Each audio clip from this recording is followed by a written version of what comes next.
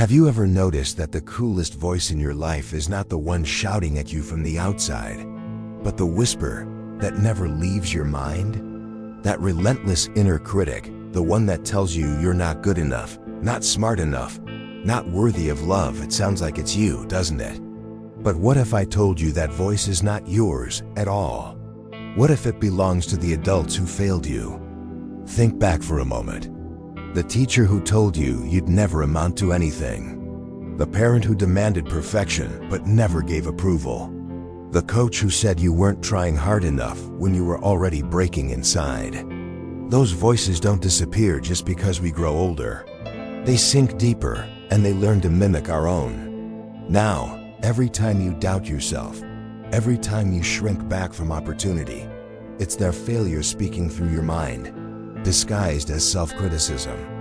Carl Jung once said, "Until you make the unconscious conscious, it will direct your life and you will call it fate." What if your so-called fate, your patterns of hesitation, your inability to love yourself, your constant drive to prove your worth, wasn't fate at all, but a script written long ago by people who couldn't give you what you needed? Imagine how different your life would feel if you realized the enemy wasn't you, but the ghosts of their disappointment echoing inside of you. You see, the greatest tragedy isn't that they failed you. The greatest tragedy is that you believed them.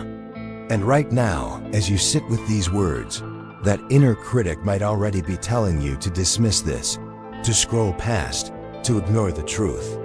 But deep down, something in you knows you have been living with a voice that never belonged to you. And today, we are going to confront it. Before we dive deeper, I want to ask something important. If this message is already resonating with you, if you've felt that sharp sting of recognition in your chest, take a second to like this video, subscribe to the channel, and turn on the notification bell. That way, you'll be the first to know when I release the next piece of content designed to help you confront the hidden forces that shape your life. Now let's go deeper into the story of how your inner critic was born. Let's go back to where this inner voice began, because it didn't start with you. No child is born with a critic inside their head. Children arrive in the world full of instinct, curiosity, and raw aliveness. They cry when they need something. They laugh without hesitation. They move freely toward what excites them. But then, little by little, the world begins to tell them how they should be. Picture a young boy who comes home proudly waving his drawing, expecting to be met with joy. Instead, his father frowns and says, "Stay inside the lines." That's sloppy. The boy doesn't just hear a comment about his art, he hears a verdict about himself. He learns that approval comes only when he erases spontaneity and replaces it with control. That single moment plants a seed. And over time, that seed grows into the whisper, "Don't make mistakes. Don't be careless. If you do, you're worthless." Or think of a girl who brings home a report card with mostly A's, but one B. Her mother's smile disappears, her words cut sharply.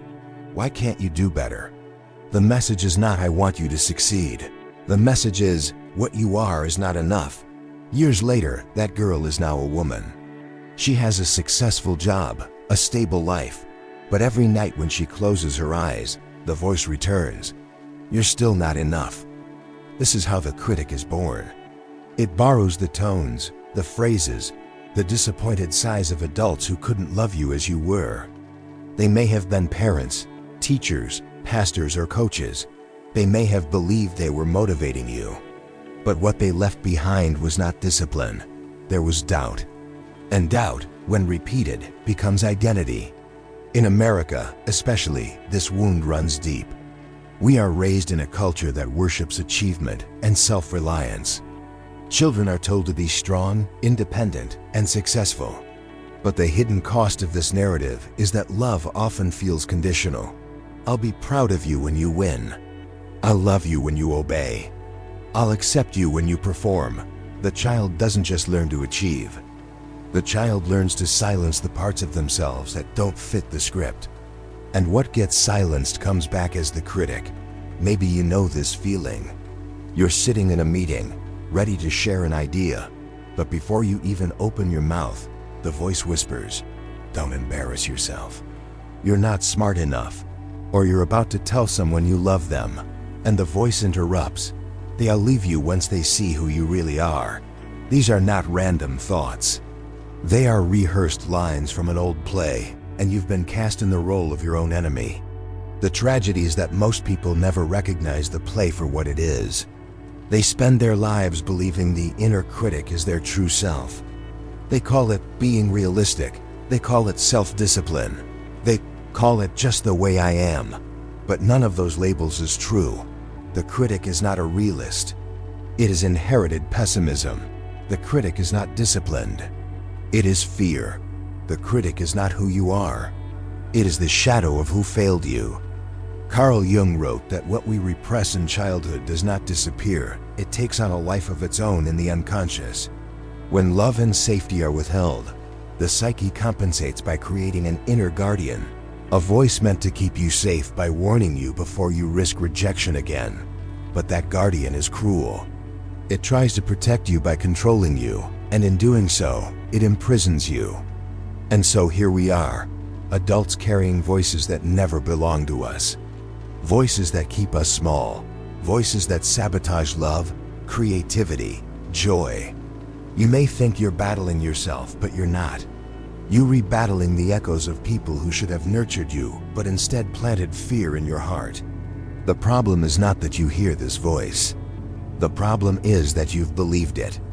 You've allowed it to narrate your life, to define your choices, to set the ceiling of your potential. The problem is that you confuse its cruelty for truth. And until you can see it for what it really is, you will continue to live under the weight of someone else's failure. But once you begin to recognize it, everything changes.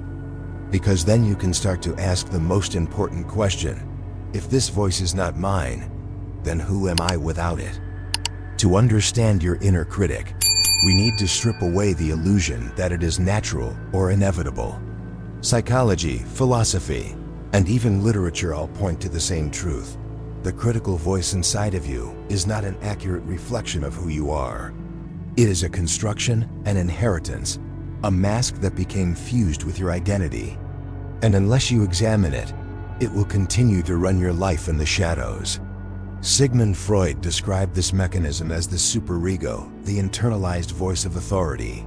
For Freud, the superego is like a stern parent implanted inside the psyche, constantly judging and reprimanding the ego. It tells you what you should and should not do, what is acceptable, and what will keep you loved. Freud believed this voice was essential to civilization, but he also knew it was merciless. The superego does not care about your joy. It only cares about control. Carl Jung took this further. He argued that when we over-identify with the mask we wear to please others, the persona, we lose touch with the authentic self. And whatever we hide, reject, or repress doesn't disappear.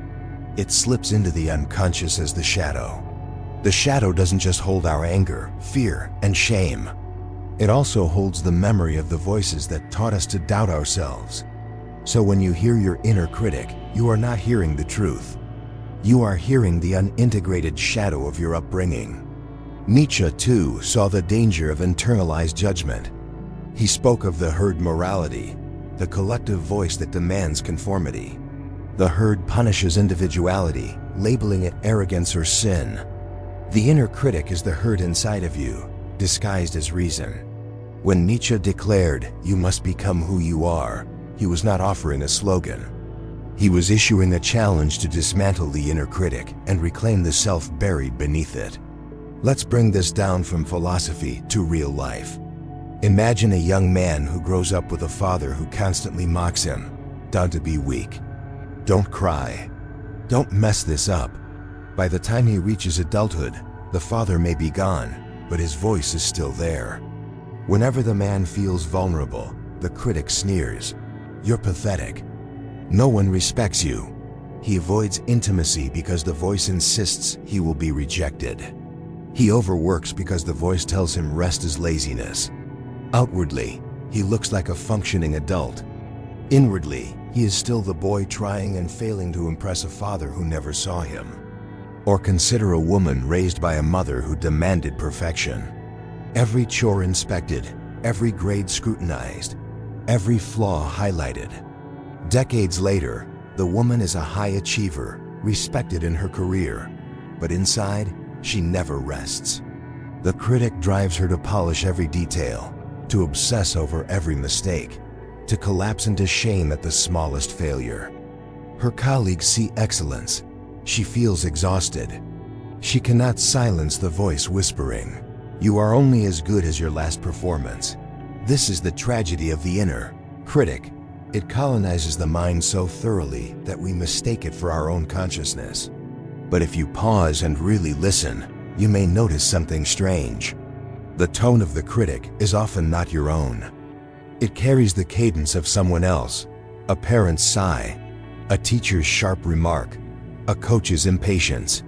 Sometimes you can even hear the exact words they once used. This is the evidence. The critic is not you. It is them, living rent-free inside your psyche. Why does this matter?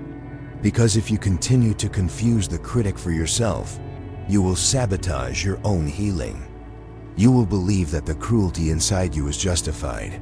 You will treat it as the truth, and truth has power.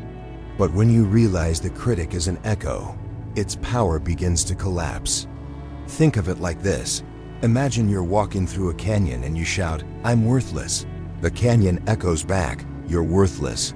If you didn't know it was an echo, you might think the whole world agrees with you. But once you recognize it as an echo, it loses its authority. That is the inner critic. It is the echo of voices you once trusted, bouncing endlessly inside your own mind. And yet, we must acknowledge one more brutal fact. The critic thrives because we cooperate with it. Every time we obey its commands, holding back, staying small, striving for impossible perfection, we reinforce its authority. Every time we accept its verdicts as truth, we build the prison walls higher. Jung warned us, until you make the unconscious conscious, it will direct your life and you will call it fate. The critic is that unconscious director. And if you do nothing, you will live out its script until your final breath.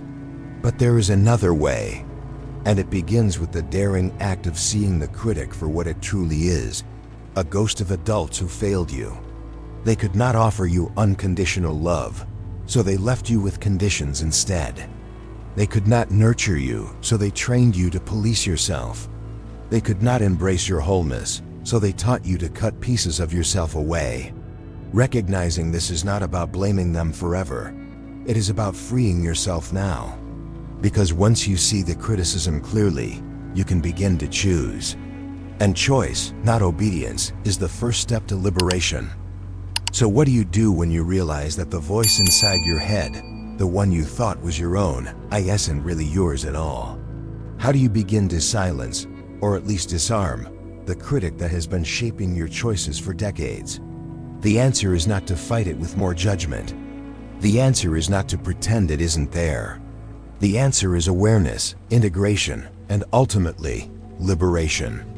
Carl Jung believed that healing begins not by suppressing what we dislike, but by making it conscious.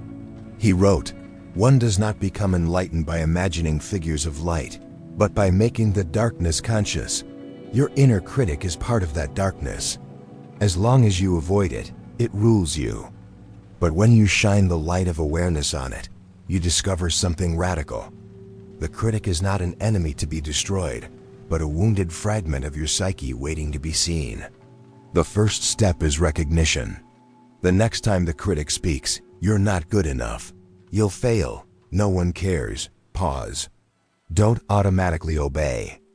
Instead, ask, whose voice is this? You may notice it sounds uncannily like your father's tone, your mother's phrasing, your teacher's sarcasm. This is the beginning of separation. When you recognize that the critic is borrowed, it loses its absolute authority.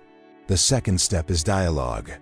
Instead of swallowing the criticism whole, respond to it. If the critic says, "You're going to embarrass yourself," you can answer, "Thank you for trying to protect me, but I'm no longer that child. I can handle this." This may sound strange, but Jungians call it active imagination, engaging directly with the figures in your unconscious. By speaking back, you transform the critic from tyrant into character, from faceless truth into a voice you can choose to listen to or not. The third step is reclamation. Behind every cruel message of the critic is a hidden need. "Don't make mistakes" is often a distorted plea for safety. "You're not enough" is a twisted way of saying, "I want you to be loved." When you learn to translate the critic's harshness into the unmet need beneath it, you reclaim the power it stole. Instead of taking its words as a verdict, you take them as a clue. This voice means I need reassurance, or courage, or self-compassion. Then, instead of punishing yourself, you give yourself what the adults could not. The fourth step is practice. The critic has been rehearsing its lines for years, even decades. You cannot dismantle it in a single epiphany. But every time you pause, question, and respond differently, you weaken its grip. Think of it like retraining your brain. Neuroscience calls this neuroplasticity, the ability of the brain to rewire itself through repeated experiences. Each time you refuse to obey the critic, you carve a new pathway. Over time, that new pathway becomes stronger than the old one. Now let's bring this down to concrete practices. Journaling. Write down the harshest phrases your critic says to you. Then, next to each one, write whose voice it really sounds like. This will help you unmask the critic's origin and break its illusion of truth. Mirror work. Stand in front of a mirror and instead of avoiding your own eyes, look directly into them. When the critic speaks, say out loud, "This voice is not mine." Then replace it with a compassionate truth. "I am allowed to be human. I am enough as I am." Mindful pauses. When you catch the critic mid-sentence, stop. Take a breath. Ask yourself, if a friend were in my position, would I say this to them? If the answer is no, then it has no right to be said to you either. Therapeutic exploration. With a therapist or in a safe group, revisit the original context of the critic's words. Recognize the child who absorbed them and offer that child the empathy they never received. But beyond these techniques, there is a deeper shift that must occur. The understanding that you are not defined by the failures of those who raised you. They may have been too wounded, too rigid, too lost to give you unconditional acceptance. That is their tragedy, but it does not have to be yours. Your task now is to stop repeating their failure inside your own head. Alan Watts once said, "You are under no obligation to be the person you were yesterday." This is the essence of liberation from the critic. You do not need to keep obeying the inner parent, the inner teacher, the inner authority who failed you. You can write a new script. You can become the adult you needed as a child, the one who encourages instead of condemns, who supports instead of sabotages. And make no mistake, this is not just self-help. This is an existential transformation. To silence the critic is to reclaim your right to exist as yourself. It is to reject the lie that worthiness must be earned through perfection or obedience. It is to awaken to the truth that you were worthy the entire time, long before they told you otherwise. The awakening comes when you stop asking, "How can I silence the critic?" and start asking, "How can I live beyond it?" Because the critic is not the enemy. The enemy is forgetting who you are when the critic speaks.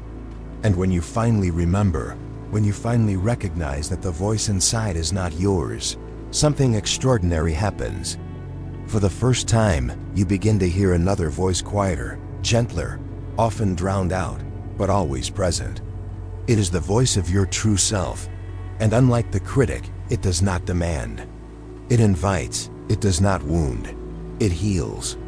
It does not say, "You are not enough." It whispers, "You already are."